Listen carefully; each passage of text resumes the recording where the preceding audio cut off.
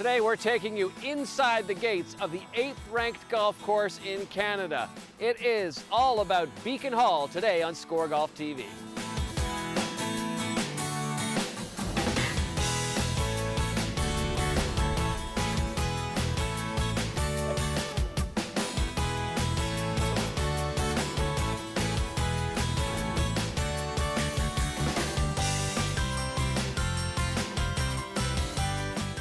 This is Score Golf, the voice of Canadian golf. Score Golf is powered by Volkswagen, from one good drive to another. Now, here's your host, Bob Weeks. Hello everybody and welcome to SCOREGolf TV, a very special edition today. We are just north of Toronto in Aurora, Ontario, to get a look inside the gates of one of Canada's best golf courses. This is a course that finishes in the top 10 in our SCOREGolf Top 100 rankings year after year after year. It's the Beacon Hall Golf Club. Now, a lot of our viewers have written me in the past when we've shown private clubs and said, well, why would you show private clubs when we can't play there? Well, this is kind of like going and seeing a Ferrari in the showroom. You may not get the chance to drive it, but trust me, folks, you want to see this golf course, and we're going to show it to you from start to finish and show you why it's such a great golf course. Of course, we have all our regular features on the show today as well, and we're going to kick things off by talking to some PGA Tour pros. PRO-SPECTIVE, meeting today's PGA Tour stars. This week we spoke to players on tour about how they measure a successful career. Is it major wins, total tour victories, or just staying out there for as long as possible? Let's hear from the guys. You know, I think it differs from certain guys with their goals, but, you know, I'd like to win out here. You know, I think to make it successful, you got to at least win. So hopefully get a win, and, you know, guys who've been successful have had, you know, obviously like Tiger and Phil and, you know, Davis and guys like that have won a million times. But, you know, to get a win, I think would solidify your career and show that you really do belong. Well, you know, I have the things that I'd love to achieve. To win a major is something I've always wanted to do. And, you know, to compete year in, year out on this tour, if I can go up until, you know, the seniors tour and maybe stop around then, I'd be pretty content. So, you know, from where I started, where I came from, looking back, it's you know, it's been a pretty good career so far, but I've still got a lot left to achieve. I think it's different for everybody. For me, a successful career, if I look back at the end of it all, and if you said you provided a solid living for your family, managed to put your kids through school and have a roof over your head, and you'll do that if you stay exempt, you'll definitely do that on the PGA Tour. That's my baseline for success. If you're still playing golf, I've got plenty of friends who aren't even playing anymore, and they were just as good as me, if not better, when we were younger. If you're still playing golf for a living and manage to do that around on the PGA Tour or any tour, I think you're a successful golfer. Then you expand from that and say, I want to achieve certain goals, I want to win. I'm not going to look back on my career if I haven't won and be sad about it. I'm always trying to get better, and if it happens, great. But if it doesn't, it's the effort that goes into it that matters to me the most. You know, for me, it's since I was growing up, you know, I was always fascinated with major championships, and it always seemed to me that was how players were graded at the end of their careers, was how they played in the majors and how many majors they won. And I think every guy, if you go up and down this range here, he's going to tell you that, you know, that's his main goal, is if you can win one or two or even more majors, you know, that's going to be a fantastic career at the end of it. While we're at it, now that we're through 3 majors, who has been the most impressive player so far on the tour this season? This year, I'd probably say Jason Duffner. You know, he's won a couple times, almost won 3 times, almost won a bunch of times. So, yeah, he's been playing great all year, and he's been the most consistent, seems like, for sure. Well, obviously, you look at the majors, so I guess it's between Bubba and Webb, and I just think Webb's just had that slightly more consistent, which, you know, he's obviously been, it seems like every week he's there, so I'd say Webb's been the most impressive this year. Webb Simpson. That's a hard one for me to answer, really, to be honest. I mean, I pay attention to a couple of guys that I know, a couple of the South African guys. Obviously saw, you know, Louis playing real well at Augusta, and that was fun. I was rooting him on there. But there's been a whole host of players, a lot of first-time winners, seems like. Every player on tour has a different goal set for themselves. Some want Ryder Cup trophies, while others just want to provide a good life for their family. But in the eye of Score Golf, a successful career comes down to tour wins and major titles. because as cutthroat as it is out there, nobody remembers who finishes second. When we come back, we'll take you out onto one of Canada's finest courses, Beacon Hall.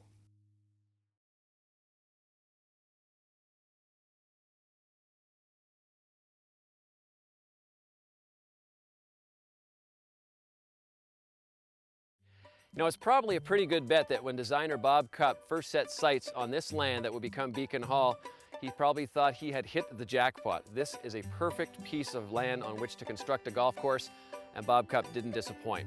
Beacon Hall has always ranked inside the top 10 in the ScoreGolf's Top 100 ranking. Let's find out why as we show you Beacon Hall. There are a handful of courses across Canada that seem to be so exclusive that most golfers have only heard of the club but never walked the layout or even seen a hole before. Courses such as the National, St. George's, Capilano, to name just a few. All of which are top 10 according to ScoreGolf's Top 100 rankings. But right up there with those is one of Canada's most beautiful layouts, a perennial top 10 course, and it is Beacon Hall Golf Club, just north of Toronto. This Bob Cupp and Thomas McBroom co-design is truly one of the great courses that this country has, and it is as unique as they come, with the front nine built as a parkland course and the back nine as a link-style course.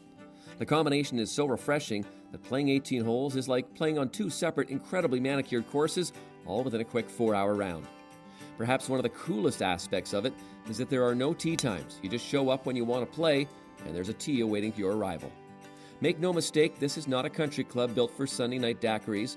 This is a club designed for great golf, and men, women, and their families who want their games to be challenged on a daily basis. You know, it offers all the challenge you could ever want, but it doesn't beat you up. You know, to me, the measure of a great golf course is a hard par and an easy bogey. And I know for some, it'd be hard to believe that I'm calling this an easy bogey golf course, but it really feels that way to me. And I think when you go out and play with a great player, I mean, Jason Bone's been here 4 times and he shot 20 under over 4 rounds. You get to see that it really isn't that punishing. If you're a little wild off the tees, it's going to get a little bit more extreme. But you know, to me, every day is you got to work hard on every hole to make a par.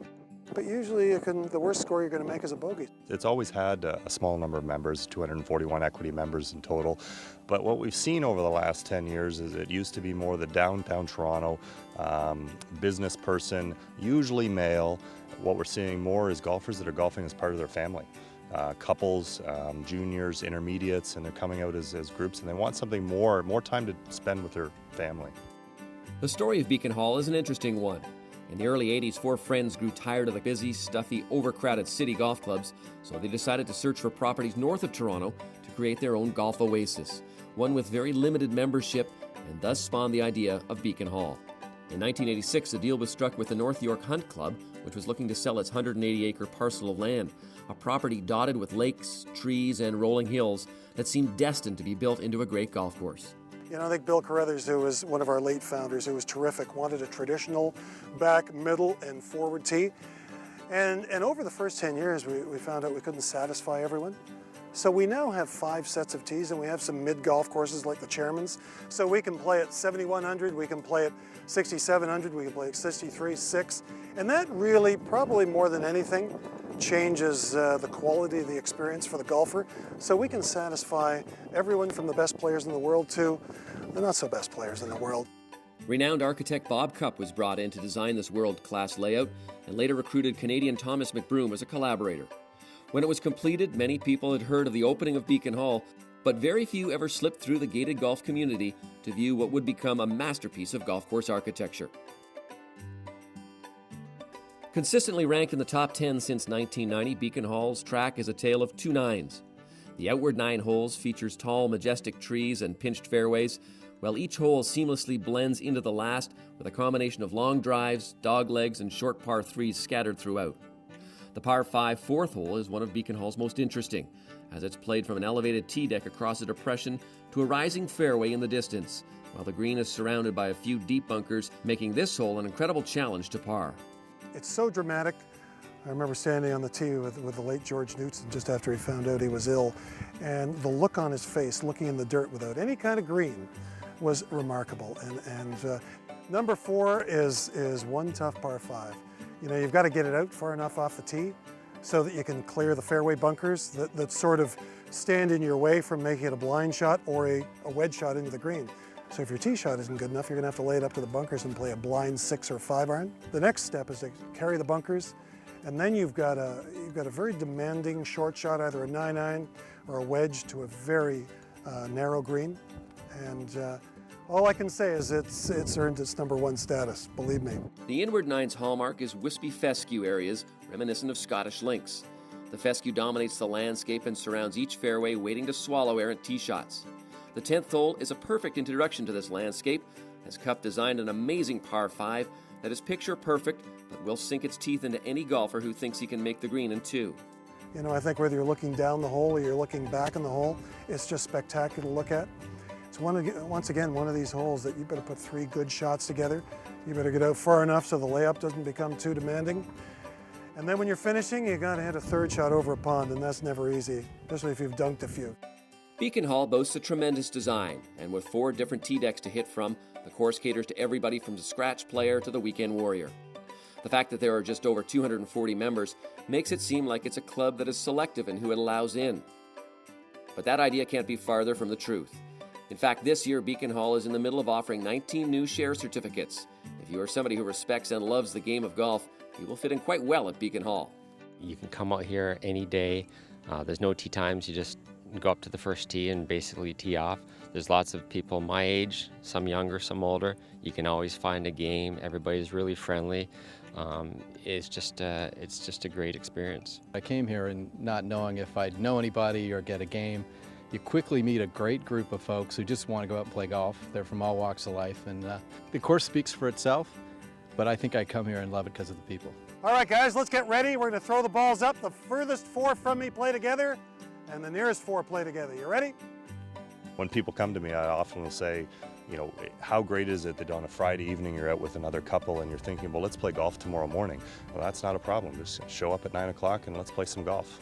Beacon Hall also gives back to the community of Aurora, as it launched its sponsored junior program, which includes caddying for members, unlimited play and practice privileges, and potentially some outstanding relationships with the membership.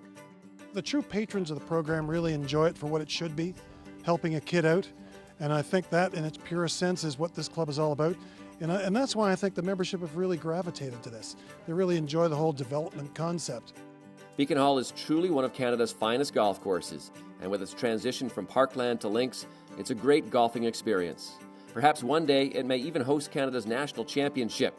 It certainly has the look and feel of a championship course. When we come back, we'll play a hole with Beacon Hall pro Phil Hardy.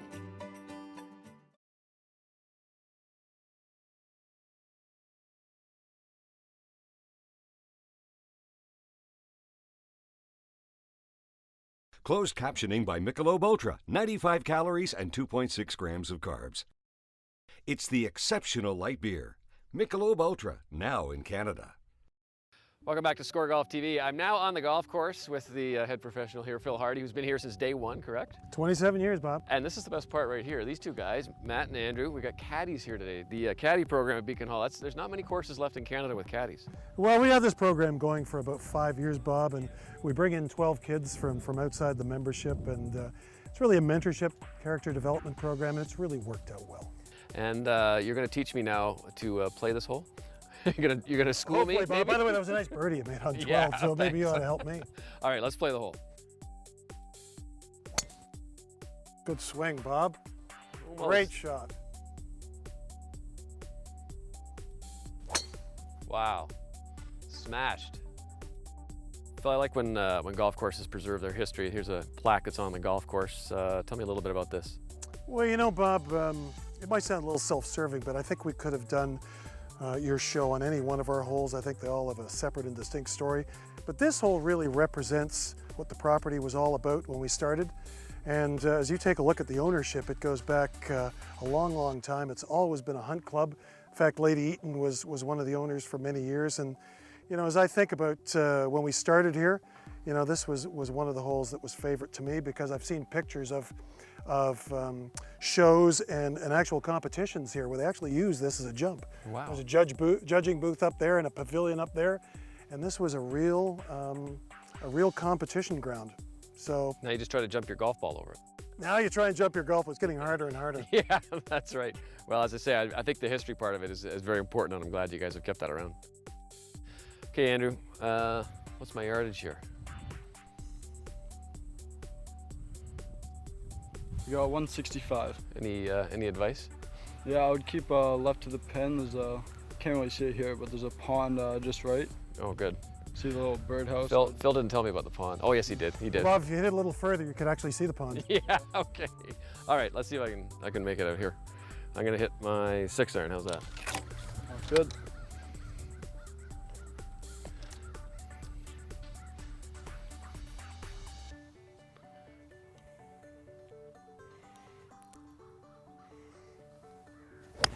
Good swing, Bob.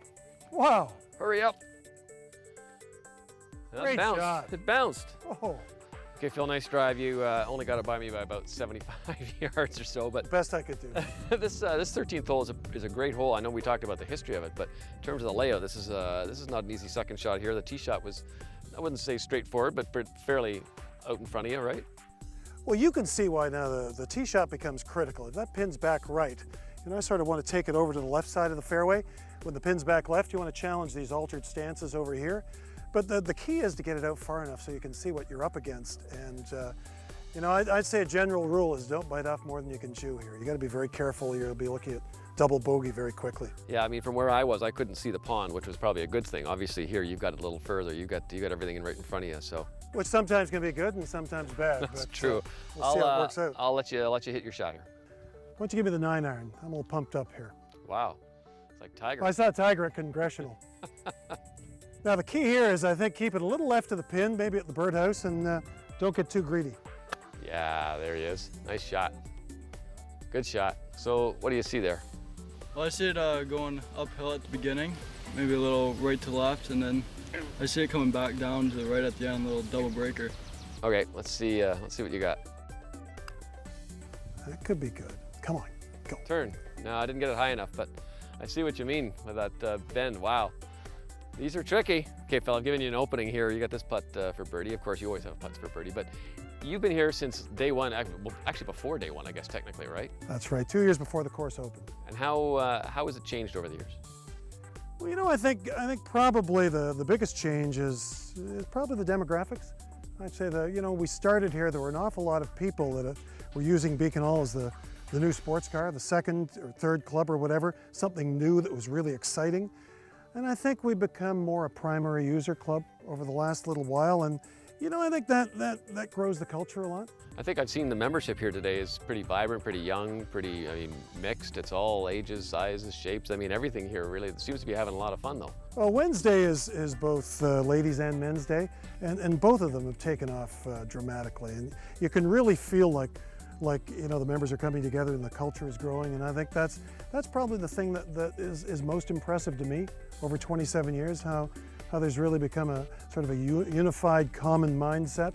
Everyone's sort of clicking on all cylinders. Okay, well, you've played here 27 years, so you got to know how every green reacts. So let's see you make this putt. Oh, looks pretty good. Boom! Wow, look at that. Hey, how about that, eh? An easy 3 to Well, shut you me out never again. know. Thanks a lot. You have a great Bobby. place here. Well, if you've ever wondered how to get out of that long, nasty rough beside the green, Phil Hardy from Beacon Hall here with a little tip. Swing School, lessons to help you play better golf. Hi, my name is Phil Hardy. I'm the Director of Golf at Beacon Hall in Aurora, Ontario. It's my pleasure today to talk about those nasty lies around the green where you think that the superintendent is growing the grass long so he can get back at the members. It's really not the truth. Actually, bluegrass performs much better in July and August when it's hot at a higher height. So rather than give up the ship and think you don't have the shot, let me give you a couple of tips that are going to make this type of shot just a little bit easier. So what I like to do is try to give yourself a condition where you can actually miss the ball. It's not unlike a bunker shot.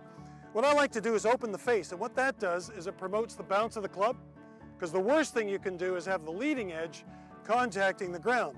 What happens is the club's going to stop. We don't want the club to stop. So by opening up the face, in fact, you can open it up 45 degrees, we're actually laying the club on the bounce. And when we hit down on the ball, the club actually slides underneath the ball. So in fact, when you're trying to hit a shot out of heavy rough, And sometimes you have to produce some club head speed. You're going to have to hit behind the ball, and don't be afraid, because the club's going to slide right underneath the ball, and you're going to get yourself out. And don't forget, as you're planning this shot, look to hole it. Look to get yourself on the green. But one thing you need to remember is you're not going to be able to get any spin on the ball. So this ball is going to land on the green, and then it's going to run out. So why don't we give it a try?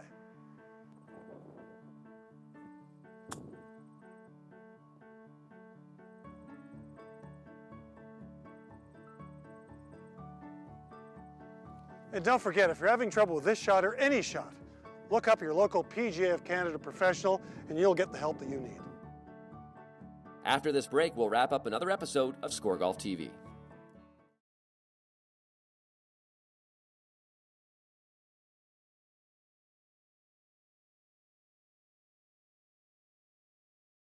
Well, now it's time for some more crazy shots from our crazy shot guy, Liam Mucklow. It's the lighter side of golf. Now, the lighter side of golf, brought to you by Michelob Ultra. Michelob Ultra, now available in Canada. All right, guys, I just got back from the GAO Pro-Am, and the guys in my group went through way too much ammunition. It was a windy day, and they couldn't control trajectory at all. How are we going to help people out there fix this? Skeet shooting. I like it. All right, boys, we got a plate, we got a golf ball, we got to get these two together. So here's what I've drawn out. Alex, we're going to need you and Sam to be 15 feet apart. We're going to need you to throw the plate back and forth so it crests 10 feet off the ground. I'm going to be 60 feet away with my 6-iron. If I can launch it at exactly 22 degrees, we're going to get the collision we're looking for. Let's head out to Angus Glen and give it a whirl.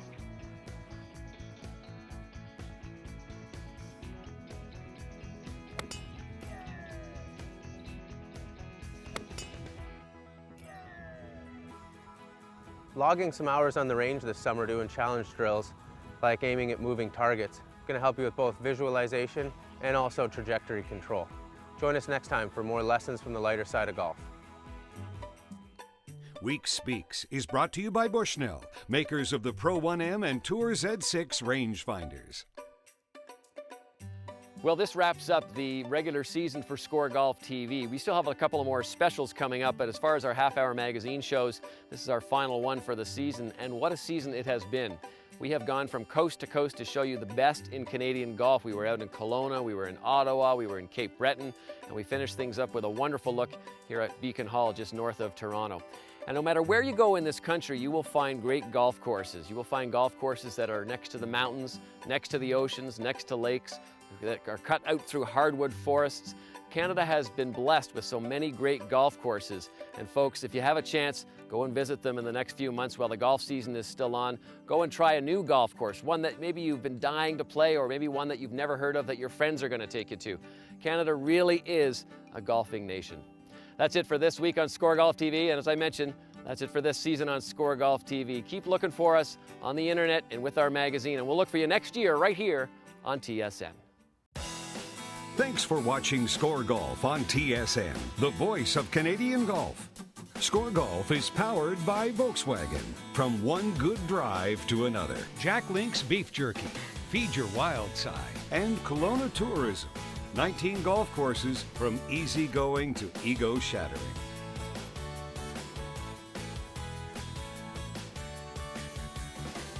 Clothing provided by Callaway Golf Canada.